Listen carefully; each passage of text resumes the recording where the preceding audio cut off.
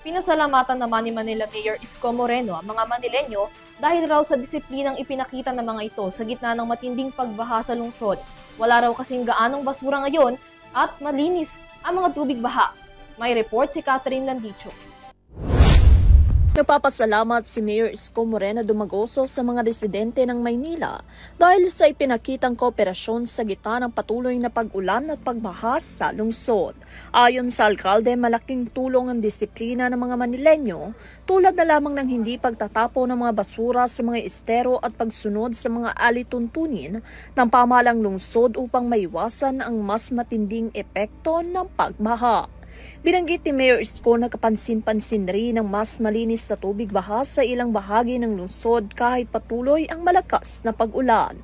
Wala umano gaanong kasamang basura ang tubig baha na indikasyon ng tumataas sa kamalayan ng publiko sa kalinisan.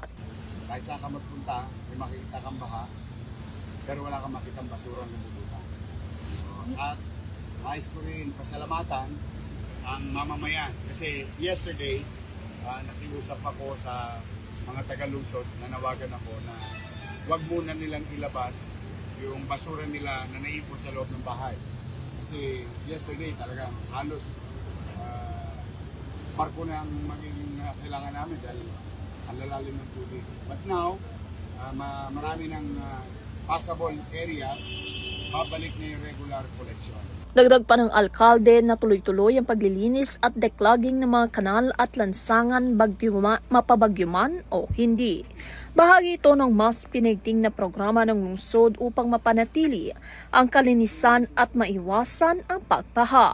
Samantala, kanina ay nagsagawa ng cleaning at declogging operations ang Department of Engineering and Public Works sa kahabaan ng Taft Avenue.